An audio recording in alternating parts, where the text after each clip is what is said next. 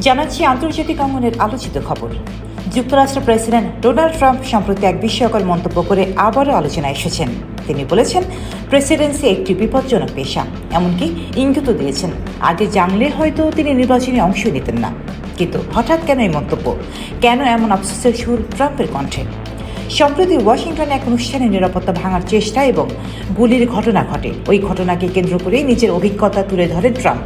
তিনি বলেন, প্রেসিডেন্ট হওয়া মানেই সবসময় ঝুঁকির মধ্যে থাকা। এটা খুবই বিপজ্জনক পেশা। এমন মন্তব্য করে তিনি স্বীকার করেন, এই ঝুঁকির মাত্রা অনেকেই কল্পনা করতে পারেন না।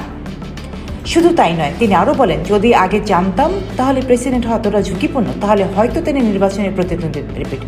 বিশ্লেষকরা বলছেন, এই মন্তব্যের পেছনে রয়েছে সাম্প্রতিক একাধিক হামলার ঘটনা। খবরে জানা গেছে, অল্প সময়ের মধ্যে ট্রাম্পকে লক্ষ্য করে একাধিক হামলার চেষ্টা হয়েছে। সর্বশেষ ঘটনায় এক সশস্ত্র ব্যক্তি অনুষ্ঠানের নিরাপত্তা ভাঙার চেষ্টা করলে আতঙ্ক ছড়িয়ে পড়ে। এই ঘটনাগুলোর পর ট্রাম্প নিজেই স্বীকার করেছেন, রাজনৈতিক নেতৃত্ব এখন আগের যে কোনো সময়ের চেয়ে বেশি ঝুঁকিপূর্ণ। তিনি এটাও বলেছেন, যারা বড় পরিবর্তন আনে বা প্রভাবশালী সিদ্ধান্ত নেয় তারা বেশি টার্গেট হয়। তবে গুরুত্বপূর্ণ বিষয় হলো, এই আফসোস সত্ত্বেও ট্রাম্প পিছু হটার কোনো ইঙ্গিত দেননি।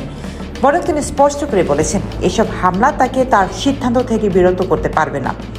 রাজনৈতিক বিশ্লেষকদের মতে এই বক্তব্য একদিকে যেমন ব্যক্তিগত অভিজ্ঞতার প্রতিফলন রয়েছে, অন্যদিকে এটি রাজনৈতিক বার্তাও বহন করে।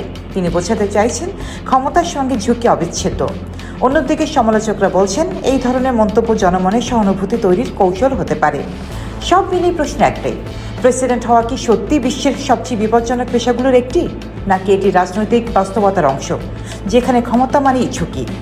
এই প্রশ্নের উত্তর সময়ই দেবে। আরও আপডেট জানতে সঙ্গেই থাকুন ব্রাইট নিউজ টিভির সাথে।